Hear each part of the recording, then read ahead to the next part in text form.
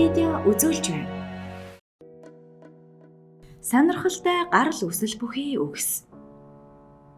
Бидний амьдралд байнга хэрэглэгддэг зарим үгс хаанаас гаралтай, яагаад ингэж нэрлсэн юм бол гэж гайхмаар хачирхалтай санагддаг. Тэгвэл сонирхолтой үг түүх гарал үүсэл бүхий 10 үгийн тайлбарыг та бүхэндээ хүргэж байна. 1. Авокадо. Авокадо нь авокадл хэмээх ацтек үгнээс гаралтай бөгөөд төмсөг гэсэн утгатай ба хэлбэрийн хувьд төстэй. Тэрч байтугай энэ нь сэрэл хөдөлгөх үүрэгтэй бэлгийн дур хүслийг өдөөдөг хүнс юм а. 2. Робот. Робот гэх үг нь албадан хөдөлмөр гэсэн утгатай робота хэмээх чех үгнээс үүсжээ.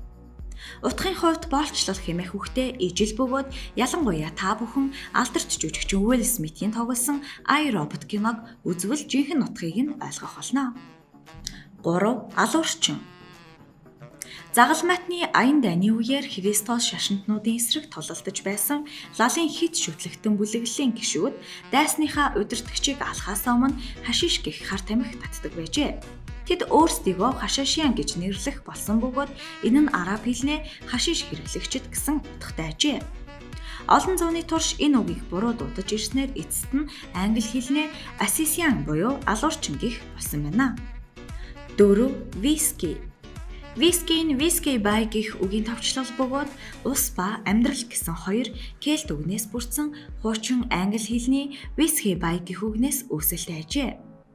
Тэгэхээр вискийн шууд утгаараа амьдралын ус гэсэн үг юм а. 5. Матрын нулимс. Орчин үеийн ихэнх хэлүүдэд хүнд дутуу сэтгэл гаргах, хуурамч уй гашуу илэрхийлэх байдлыг матрын нулимс унгах гэж хэлдэг учраас дундад зууны үед хүмүүс матар ол заагнаж идэж байхдаа харуулслын нулимс унгахдаг гэдэгт итгэдэг байжээ. Уг хэлцэн тэртээ 14-р зууны үед үүссэн бөгөөд ноён Жон Менделеевийн аялал гэх номноос гаралтай ажээ. Энэ ном нь гарсан даруйдаа алдаршсан бөгөөд Аз твт хийх түүний төсөөллийн аяллаа үеэр зоригт баатруудын тухай өгүүлдэг. Номонд гарах баримтууд нь зохиомол бөгөөд матрын тухай эдгээр могоо шиг амьтдад хүнийг алаад дараа нь нулимс туслуулан иддэг тэдэнд хэл байдаггүй гэж бичсэн байна. Хэдийгээр худал байсан ч Мандевилийн уйлдаг хэвлэр явагчдын энэ түүх Шекспирийн бүтээлд орсноор матрын нулимс гэх үг нь 16 дугаар зууны ихэнх үеийн хэл зүг болж хувирсан байна. 6. Шар хэвлэл. Урд нь сонины газрууд уншигчдыг татаж борлуулалтаа ихсгэхийн тулд комик зохиол оруулдаг байжээ. Харин одоо үед хэвлэлээ өнгөтөр гаргадаг болсон байхад яагаад заавал шар хэвлэл гэх болвоо? 1895 онд The Yellow Kid буюу шар хүүхэд гэх халдсан толгойтой сотоосон чихтэй царай нь яг л 1955 оны Америкийн мэд сэтгүүлийн нүүрэнд гарч байсан Альфред Нойманы өв гисг нь гэлтэй байнга тод шар өнгөтэй том унтлахын хувцас өмсдөг хүүгийн талаар өгүүлэх комик гардаг байваа. Уг комик маш алдартай хурдан зарагддаг байсан бөгөөд тухайн үеийн сонины газрууд энэ хүүгийн тухай зохиол болоод гарах эрхийг авахын тулд ширүүн өрсөлдсөн байжээ.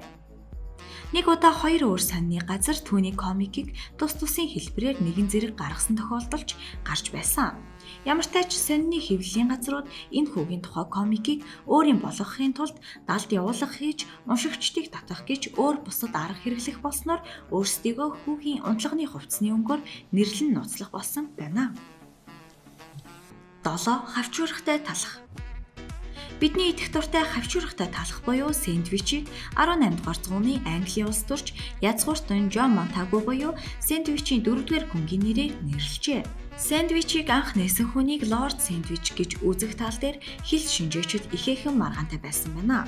Мөрийтэй тоглоомын ширээнээс салах дургүй байсан тэрээр босохгүй тулд түнчлэн тостой гараараа хүзрөө заавартуулахгүй тулд хоёр ширхэг талхны дунд хоолой хийж иддэг байсан байна. Ингээд хамт тоглодог найзууд нь үйлчлүүлэгчдээс ноён сэндвич ихтэй адилхныг авъя гэдэг байсан бол сүүлдээ зүгээр л сэндвич гэж нэрлэх болжээ.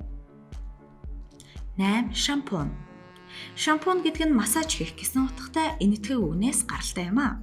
Энэ үг нь санскрит хэлний чапати гэх үгнээс үүдэлтэй бөгөөд эхэндээ дарах, нухах, тайтгаруулах гэсэн утгатай байжээ.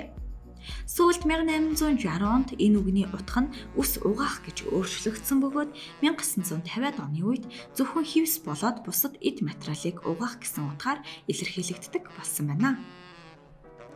Юс кетчуп. Хоол хүнсний салшгүй хэсэг болсон улаан лолын нухаш маань анх яг одоогийн хэлбэрээрээ байгаагүй гинэ. Кетчуп гэх үг нь хаанаас өгсөн талаар маш олон таамаглал байдаг. 17 дугаар зууны Хятадд даршилсан загас халуун ногооны холимгийг койчяп гэдэг байсан ба үнийг кетчупны үүсэл хамгийн боломжит хувилбар гэж үзжээ. 10. Карантин.